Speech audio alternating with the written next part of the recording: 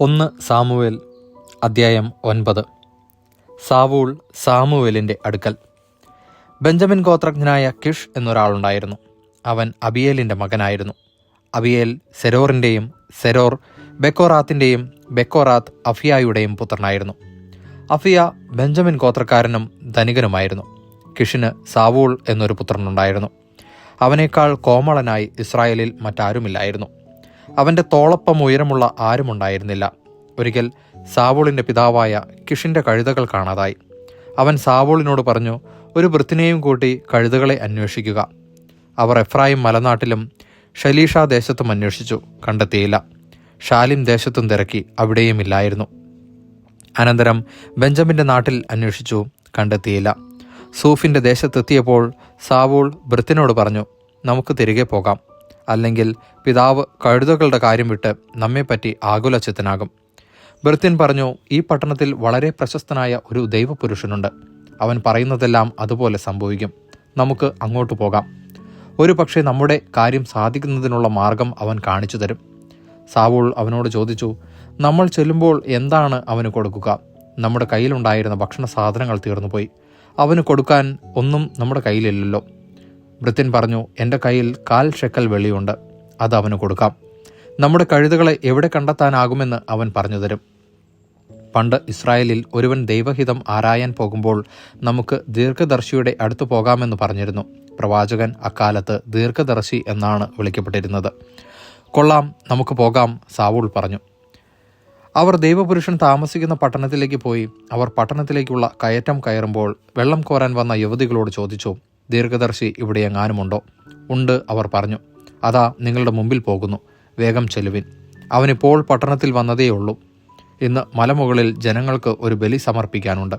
പട്ടണത്തിൽ ചെന്നാൽ ഉടനെ ഭക്ഷണം കഴിക്കാൻ മലമുകളിലേക്ക് പോകുന്നതിന് മുമ്പ് അവനെ നിങ്ങൾക്ക് കാണാം. അവൻ ബലി അർപ്പിക്കുന്നതിന് മുമ്പ് ജനങ്ങൾ ഭക്ഷിക്കുകയില്ല. ക്ഷണിക്കപ്പെട്ടവർ പിന്നീടാണ് ഭക്ഷിക്കുന്നത്. ഇപ്പോൾ തന്നെ പോയിക്കൊള്ളൂ, ഉടനെ ചെന്ന് അവനെ കാണാം. അവർ പട്ടണത്തിൽ ചെന്നു. മലമുകളിലേക്ക് പോകുന്ന വഴിക്ക് അവനെ കണ്ടു. സാവൂൾ വന്നതിൻ്റെ തലേ ദിവസം കർത്താവ് സാമുവേലിന് വെളിപ്പെടുത്തിയിരുന്നു, നാളെ ഈ സമയത്ത് ബെഞ്ചമിൻ്റെ നാട്ടിൽ നിന്ന് ഒരുവനെ ഞാൻ നിന്റെ അടുക്കൽ അയക്കും. അവന് നീ എൻ്റെ ജനത്തിൻ്റെ രാജാവായി അഭിഷേകം ചെയ്യണം. ഫിലിസ്ത്യരുടെ കരങ്ങളിൽ നിന്ന് അവരെ അവൻ രക്ഷിക്കും. എൻ്റെ ജനത്തിൻ്റെ കഷ്ടത ഞാൻ കാണുകയും അവരുടെ നിലവിളി ഞാൻ ശ്രവിക്കുകയും ചെയ്തിരിക്കുന്നു. സാവൂൾ സാമുവേലിൻ്റെ ദൃഷ്ടിയിൽപ്പെട്ടപ്പോൾ കർത്താവ് സാമുവേലിനോട് പറഞ്ഞു, ഞാൻ നിന്നോട് പറഞ്ഞത് ഇവനെ പറ്റിയാണ്. എൻ്റെ ജനത്തെ ഭരിക്കുന്നവൻ ഇവനാണ്.